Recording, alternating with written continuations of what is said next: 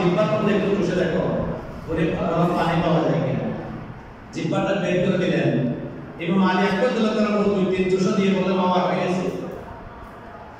যুদ্ধের ময়দানে ইমাম আলী আকবর রাদিয়াল্লাহু আনহু শহীদ হয়ে গেলেন। গিয়ে পরে করে বলেন ইন্না লিল্লাহি ওয়া ইন্না ইলাইহি রাজিউন। এবার 72 জন ইমাম আলী আকবর যখন কান্না করতেছে বেশি, ওই হযরত সগিনা রাদিয়াল্লাহু বললেন একটু যাও না, তোমার সাথে না এই যুদ্ধ বাহিনীর সাথে বিরোধ, শিশু নিয়ে তার বিরোধ নাই, আমার ছেলেকে দুটো পানি পান করে আনো। তখন সাথে সাথে নিয়ে গিয়ে বলতেছে তোমাদের সাথে আমার যুদ্ধ বাধা, তোমরা আমাকে মারো সেটা কোনো সমস্যা নাই, তোমরা আমাদের করে যাবে করে সন্তানকে দুটো পানি পান করার জন্য সুযোগ দাও।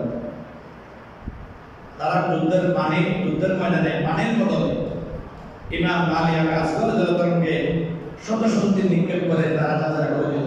বড় করে বলে আলহামদুলিল্লাহ। হযরত আব্বাস রাদিয়াল্লাহু আনহু বলেন আমি যাব পানি আনার জন্য, আমাকে পানি আনতে যাই দেব। ইমাম হোসেন বললেন না তুমি যাই না, তুমি গেলে তোমাকে তারা মেরে ফেলবে।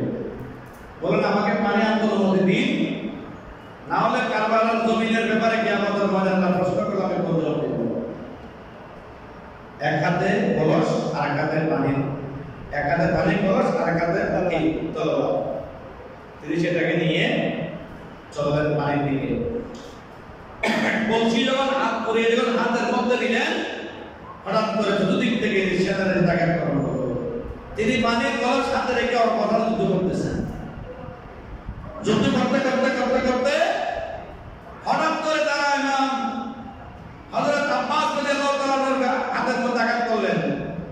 সাথে সাথে ডান হাতটা কেটে পানির মধ্যে পড়ে গেল।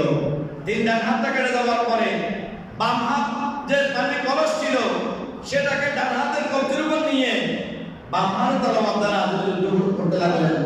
শেষ পর্যন্ত তারা সে হাতও তার শহীদ করে দিল। তিনি পানি আর আনতে পারলেন, সেখানে তাকে দর থেকে সরকে দুভাগ করে কারবালার জন্য শহীদ করে দিল। বরকত করে নাউজুবিল্লাহ। পানি দেই নাই, এজন্য বলছে পানি পানি করে ইমাম আলী আসগর ইমাম একবার আব্দুল আমিন ইমাম আলী মাকাম হোসেন রাদিয়াল্লাহু কারবালার জন্য শাহাদাত বরণ করেছেন। আর বর্তমানে যুগে এজিদের পক্ষে গিয়ে কিছু মানুষ মতবাদকে প্রাধান্য দিতে গিয়ে আল্লাহ রাসূলের বিরুদ্ধে কথা বলে। ইমাম হুসাইন রাদিয়াল্লাহু তাআলা ওনার শহীদ তাকে আমি জুমার মধ্যে বলবো। ইমাম হুসাইন রাদিয়াল্লাহু তাআলা মসনদ তখনের লোক ছিল না, ওনার একটাই উদ্দেশ্য ছিল কুফা নগরীতে মানুষের ঈমান আমলকে রক্ষা করা বলে বলেছিল। এত কঠিন একটা সময়, যে সময়ের মধ্যে পানি ছাড়া 72 জন আলেম রাসূল সহ তাদের বন্ধু অনুগ্রহী শাহাদাত বরণ করেছেন, আমাদের জন্য করেছেন।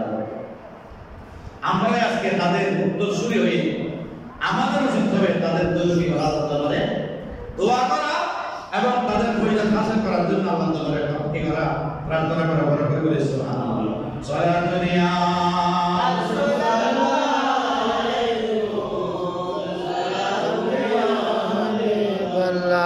আজকে রূপের মধ্যে হযরত আনাস ইবনে মালিক রাদিয়াল্লাহু তাআলার একটা হাদিস শরীফ এনেছে, যে হাদিসের ভাগের মধ্যে বলা হচ্ছে মা মিন মাইতিন ইল্লা ওয়া মালাকুল মাউত ইয়াকিফু আলা বাবিহি ফি কুল্লি ইয়াউমিন 5 মাররাত। বলা হচ্ছে মানুষের প্রত্যেকজন মানুষের ঘরের দরজায় মালাকুল মাউত মানে হযরত আজরাইল আলাইহিস সালাম দৈনিক 5 বার এসে কি দেন, নখ দেন, টোকা দেন, বলে যান। বলে বলে সুবহানাল্লাহ। দৈনিক কয়বার নামাজ? দৈনিক কয়বার? 5 বার না? এই 5 ওয়াক্ত নামাজ যে নাই আজরাইল সেই টাইমে এসে বলে যান। বলে বলে সুবহানাল্লাহ। তিনি কি বলেন? তিনি বলতেছেন ফাইদা ওয়াজাদাল ইনসান আদনা বিলা আকলুহু ওয়া আনকাতা আজালুহু আলকা আলাইহি যাম্মাল মাউত। মানুষের আয়ু যখন শেষ হয়ে যায় রিজিক যখন বন্ধ হয়ে যায়, খানা দানা যখন বন্ধ হয়ে যায়, ওই মানুষ মৃত্যুর কোলে ঢলে পড়ে। সে মৃত্যুর কোলে ঢলে পড়ে। এরপরে বলতেন ফাকাসাহু কালবুহু ওয়া গামারাতুহু সাকারাতুহু। অতএব মৃত্যু তাকে গ্রাস করে। সে বিভিন্ন প্রকার সাকরাতের মওতের যে সমস্ত আলামত সেগুলো প্রকাশ হয়ে মৃত্যুর বিছানায় ছটফট ছটফট করে বলে সুবহানাল্লাহ। মুখমণ্ডল মধ্যে আঘাত করে। অনেক মানুষ মৃত্যুর পরে চিৎকার করে এবং শেষ পর্যন্ত কি করে? আহলে বাইতিহি নাশিরাতু শা'রাহা ওয়া দারিবাহু বাতু ওয়াজা ওয়াল বাকিয়াতু লিশজবিহা ওয়াস সাবিরাতু লিওয়াইলিহা। তার অবস্থা দেখে তার গৃহিণী, তার পরিবার, ছেলে মেয়ে সবাই কান্নাকাটি করে, চিল্লাচিল্লি করে, বিভিন্ন প্রকারের সল্লুক ধরে কান্নাকাটি করে। তখন আজরাইল বলে ভাইয়া কুল মালাকুল মউত। আজরাইল চিৎকার করে বলে ওয়াইলাকুম, তোমরা তোমাদের কি হয়েছে? তোমরা তো বিচলিত হচ্ছ কেন? এত কান্নাকাটি করছো কেন? বলছে মাল ফাযাউ ওয়া ফিমাল জাযাউ ফামা আযহাবতু লিআহাদিন মিনকুম রিজকান। আমি তো কারো রিজিক কেড়ে নিই নাই, আমি তো কাউকে অন্যায়ভাবে সে মারার জন্য আমি আসি নাই। ইওয়ালা নাকাসতু লাহু উমারান, আমি কারো রিজিক কেড়ে নেই নাই, কারো আয়ু তো কমাই নাই। বলছেন ওয়ালা তাইতু হাত্তা উমিরতু, আমি তো আসি না যতক্ষণ আমাকে অনুমতি দেওয়া হয় না। সুবহানাল্লাহ, আমি তো আসি না যতক্ষণ অনুমতি দেওয়া হয় না। ওয়ালা তাওয়াত্তু রুহু হাত্তাস্তু উমিরতু, আমি তো কারো জান কবজ করি না যতক্ষণ পর্যন্ত আল্লাহর পক্ষ থেকে আমি অনুমতি প্রাপ্ত হই না। সুবহানাল্লাহ। দেখেন, অনেকেই মৃত্যুর পূর্বে বিভিন্ন সমস্যা আমরা দেখি, আলাদা থেকে বলে লোকটা মৃত্যুবরণ করবে, সময় শেষ। কথা বলি না? মৃত্যুবরণ করবে, সময় শেষ, আমরা কথা বলি, কিন্তু তার সামনে কে এসে বসতে হয়েছেন?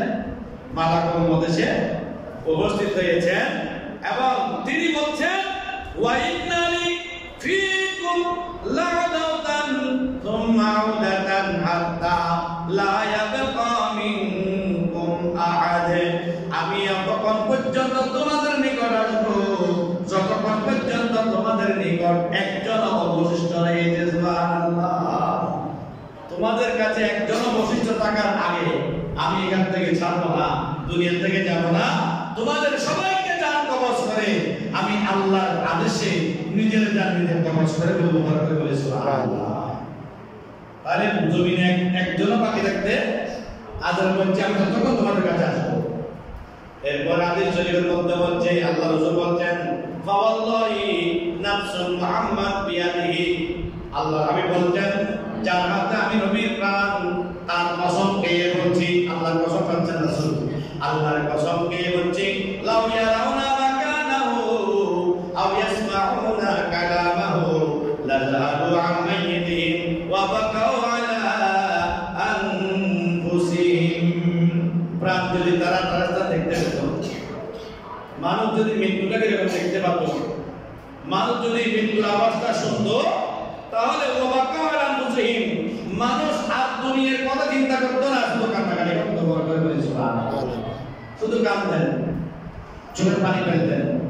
তো এই চোখের পানি ফেলার মধ্যে আল্লাহর কিছু নেককার বান্দারা আছে, তারা শুধু চোখের পানি ফেলতে দেখে কান্না করতে জিজ্ঞেস করলে কি হয়েছে, বলে দুনিয়ার মহব্বতে কাঁদতেছি না, আখিরাতের ভয়ে কাঁদতেছি। সুবহানাল্লাহ। কারণ দুনিয়া এটা তো সামান্য সময়, আখিরাত হচ্ছে বিশাল একটা সময় আমাদের জন্য। আল্লাহ আমাদের প্রত্যেককে বোঝার জন্য তৌফিক দিন। আমিন। ওয়া আখিরু দাওয়ানা আনিল হামদুলিল্লাহি রাব্বিল আলামিন। আসসালামু আলাইকুম ওয়া রাহমাতুল্লাহি ওয়া বারাকাতুহু। নামাজের পরে মিলাদ শরীফ পড়ে প্রত্যেকে মিলাদে অংশগ্রহণ করবেন, সুন্নাত যারা পড়বেন সুন্নাত করবেন।